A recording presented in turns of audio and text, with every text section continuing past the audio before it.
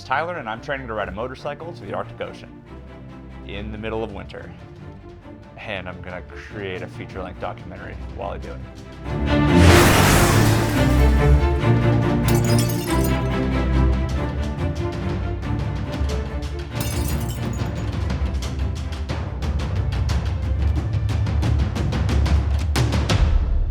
Over the next 14 months, I'll be doing everything involved in planning an Arctic expedition, learning to ride my bike on ice and snow, and doing pre-production for a feature-length documentary about the expedition. Our plan is to ride motorcycles equipped with studded tires from Whitehorse, Yukon up to and onto the Arctic Ocean in Tuktoyaktuk, Northwest Territories. The ride there will end with us riding out onto the sea ice and spending a night camped underneath the Arctic sky with the Arctic Ocean just a few feet beneath our tents and our bikes. Our route up to the ocean will primarily be along the Dempster Highway. I actually rode the Dempster Highway last summer in 2024, and this 500-mile stretch of highway is made up entirely of extremely loose gravel and mud. Outside of a tiny 25-mile stretch of pavement, it is extremely remote and dangerous.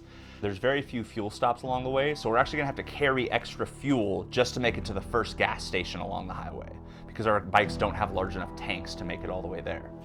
Riding my bike to the Arctic Ocean was insanely fulfilling. My summer trip was marred with bad weather, out-of-service ferries, and even like a rare Arctic windstorm that caused a lot of people to have to turn around. The Dempster threw everything it had of me on my 4-day journey up to the ocean. There was times when there was zero visibility, slick, snot-like mud on the road, freezing temperatures, and I even had to get a local fisherman to load my bike up across a river because the ferry that's normally there was out of service for an entire week. Most of the other riders that I met along the route were actually turning back because of the ferry and the road conditions.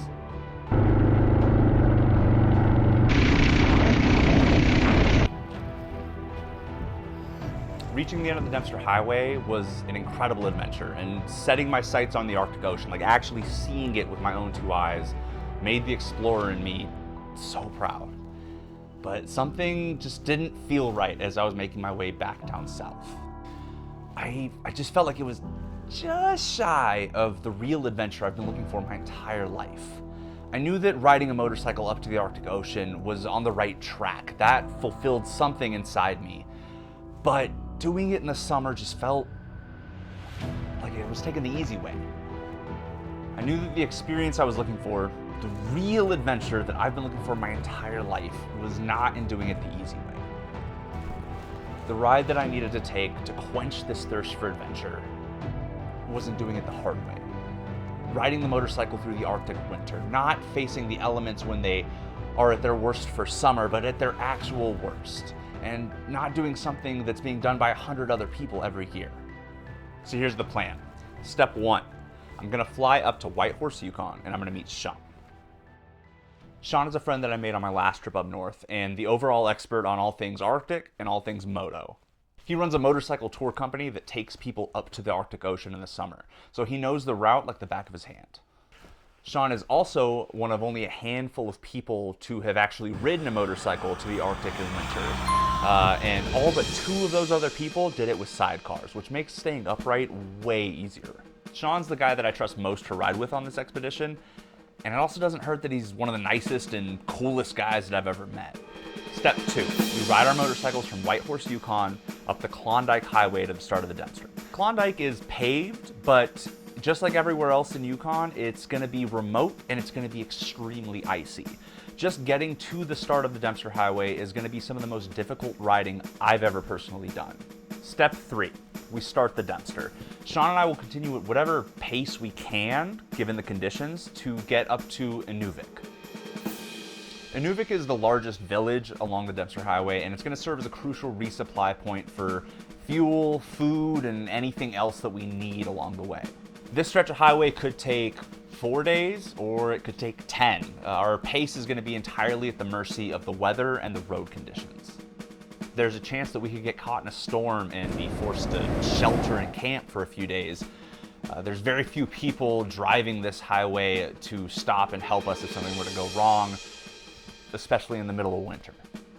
Step 4, From Inuvik, we're going to take a day trip out to a tiny little village called Aklavik. Now, there's no roads to Aklavik in the summer, but in the winter, the Mackenzie River freezes over and locals are able to drive between the two villages on the ice.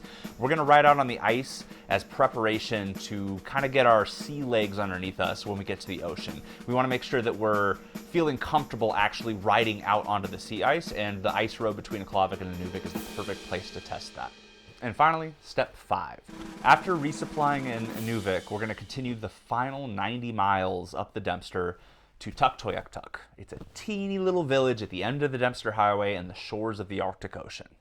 We're going to meet up with some locals there, and then we're going to head 30 to 40 miles out onto the sea ice and set up camp.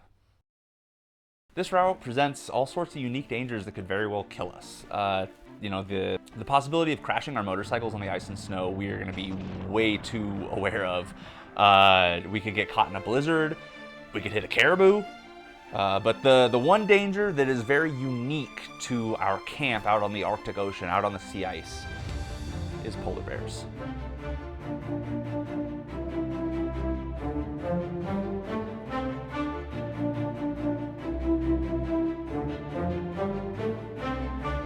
Polar bears use the sea ice during the winter as a hunting grounds, and they also happen to be one of the very few creatures on this planet that see humans, us, as a food source. So, staying alert and taking every precaution to avoid becoming a snack for the Coca-Cola mascot is going to be the cherry on top that makes this a real adventure. We're going to be camping this entire route, and that opens up its own unique set of challenges. I'm very experienced with winter camping.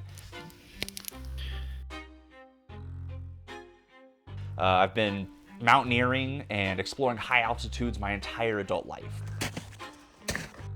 But there is a very distinct difference between cold and Arctic. Now, what makes this whole expedition especially challenging and uniquely challenging is that I'll be filming the entire thing and producing a feature-length documentary about the expedition while we're actually on it. My hope is that the film will inspire the next generation of adventure writers. The finished documentary is going to be entered into some film festivals, and I hope, if it's good enough, will be picked up by a distributor so that people can watch it all over the world.